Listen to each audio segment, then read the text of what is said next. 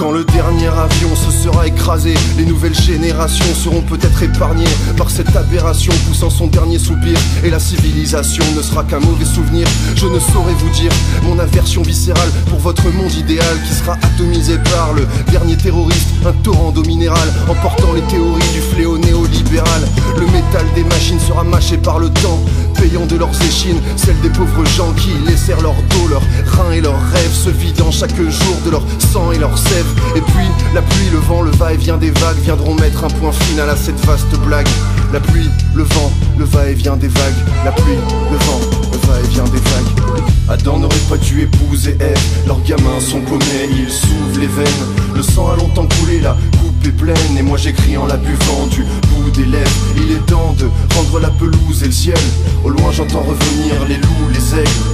Et on me prendra pour un fou, mais je sais que dans 1000 ans il y aura des singes dans la tour Eiffel. Le premier tort de l'homme est d'avoir tourné ses dentaires, et depuis de se mentir en imitant ses mentors. Ces menteurs ayant peur que leurs frontières s'atomisent. Dès qu'ils défont leurs valises, leur cerveau s'auto-lobotomise. Mais on n'est pas si loin du chimpanzé, pensez-y. J'entends déjà cet insensé, ce sont ces fantaisies. Ainsi les créationnistes vont célébrer la folie dans des débats sordides, et les fêlés applaudissent.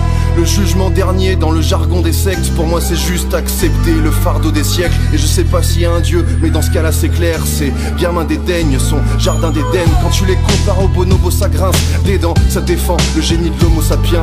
C'est dur de l'admettre, mais c'est évident maintenant. Il est temps de remettre le génie dans sa lampe. Adam n'aurait pas dû épouser Ève. Leurs gamins sont paumés, ils s'ouvrent les veines. Le sang a longtemps coulé, la coupe est pleine. Et moi j'écris en la buvant du bout des lèvres. Il est temps de rendre la pelouse et le ciel. Au loin j'entends revenir les loups, les aigles. Et on me prendra pour un fou, mais je sais que dans 1000 ans il y aura des singes dans la tour Eiffel. Quand le lierre aura enfin recouvert vos buildings et qu'un enfer vert viendra avaler vos usines. Ça risque d'être dur d'expliquer l'architecture aux gosses qui feront des galipettes sur des tapis de verdure.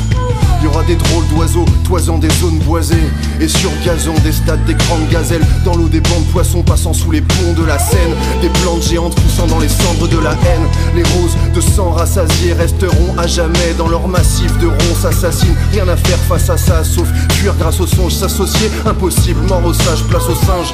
Et dans les ruines, les derniers hommes iront contempler l'avènement d'un nouvel horizon, peuplé de fleurs étranges et de fruits visqueux. À perte de vue, des kiwis